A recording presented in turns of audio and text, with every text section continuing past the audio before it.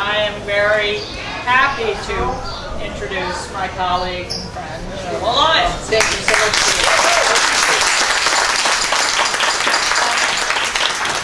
Just to reiterate, Matt called in and he said lots of wonderful things about me that you couldn't hear. So.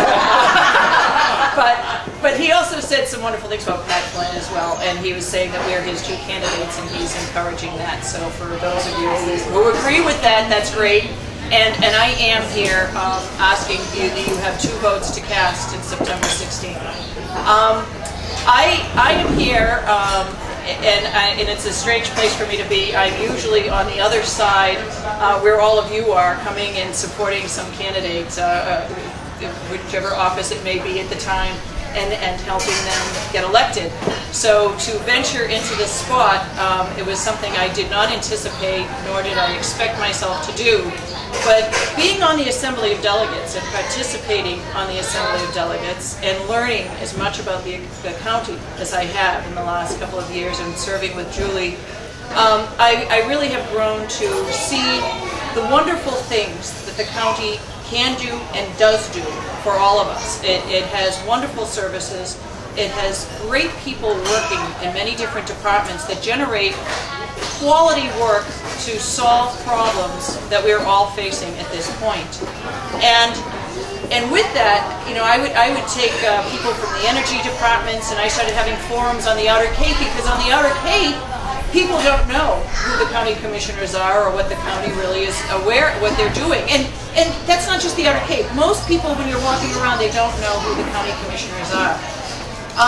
And sitting in the county commissioner's office and watching debates occur about what the priorities should be for the county and how it should be approached, these solutions, I just felt that there were many times that there were opportunities missed.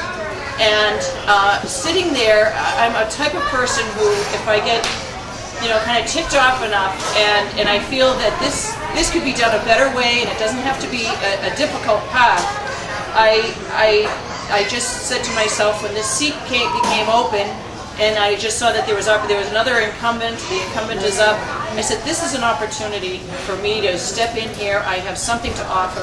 I believe I could do the work that needs to be done here. I can make a difference, and that is what brought me to this point today.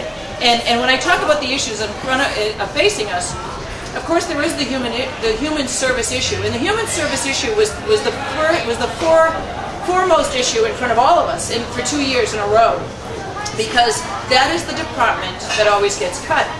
And when times are getting tougher, it's the human service people that are getting the shaft here, and they are really basically the people who are underpaid in the first place. They're overworked, and they kind of hold their hands on the dike to make sure that the water doesn't overflow on us. And there's different ways of going about this. I think that we can offer a collaboration in that area. But that led me to really delve into the other areas of county government. And there are so many people working on our wastewater solutions. There's regional approaches that we can use that will help us in the long run. Towns cannot carry the burden of the issues that are facing us alone. They cannot. We all love the sense of our towns. Falmouth loves being Falmouth. Sandwich loves being Sandwich. Wellfleet loves being Wellfleet. But we are all sharing the same burdens of fiscal. Our budgets are tight. Our needs are going up. Our resources are going down. And if we do not combine and collaborate together, we are not going to make this through. And it's time for us to figure out those ways where we can collaborate on a regional basis. What can the towns do well? How can they carry out the services they do well effectively? And where can we share and combine resources so that on a regional level we can go forward? And we have to figure out how to do that without losing the sense of the towns or the parochial. There is a parochialness there that has to be somewhat pushed through, but also maintained, because there is an identity to each town. My parents bought a house here in 1971 in West Yarmouth, and they bought a little cottage off of Seagull Beach. And that was the days when a working class guy could work 3 or 4 jobs, put their kids through college, and still save a little bit of money to have a little, piece piece of the American dream down here. And that was when Yarmouth used to empty out at August 31st. And we kind of grasped for those days because we don't want the Cape to change, and yet the Cape has changed. And even though we've resisted change, change has happened.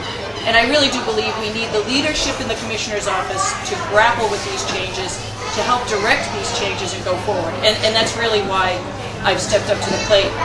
Now, some of you, usually I'm in a Wellfleet or an Outer Cape crowd, and many people know me there. You don't know me. My background is, I said that my parents bought a house here in 1971. I grew up in South Boston, Massachusetts, and it was a great place to grow up. It was the neighborhoods, it was church and family, and all of those values have. And it was also learning how to give out palm cards when you were 8 years old in the election lines, but which also gives me this experience here today. But that's part of what I'm building on. But those were great people that I grew up with great values, and I've always brought those forward. And I am a geriatric social worker. I have my master's in social work.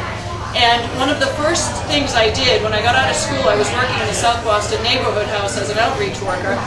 And we had a great big space in this neighborhood house, and I'm going around to women and men who are isolated in their homes, and I'm finding out they're really sort of isolated because they have nothing, they're disconnected, and they don't know what, they're sort of empty nesters or widows, and they've lost their base. And I saw the Kit Clark House at that time, was the only senior center, and I got 6 healthy women together, and I said, if we had a space and we could do something and create a center here, what would you like to see? And from that, we generated the senior jet set, and we grew from 6 people to 120 people. We became a very formidable, and this was all with the blessing of the director at that time, who was one of my best friends. But she let me go with this, and we then created our own senior. It was the first South Boston Senior Center, which is now a senior housing with a senior site in it. So I'm very proud of that, but that experience has always showed me if you bring people together and you share ideas and you collaborate together and you work it out, things can happen. And you don't have to say, well, we went there down that road and that doesn't work anymore. I do believe that right now we need a new and fresh perspective on this county, and I'm willing to bring that forward. I'm very enthusiastic about the possibilities ahead of us.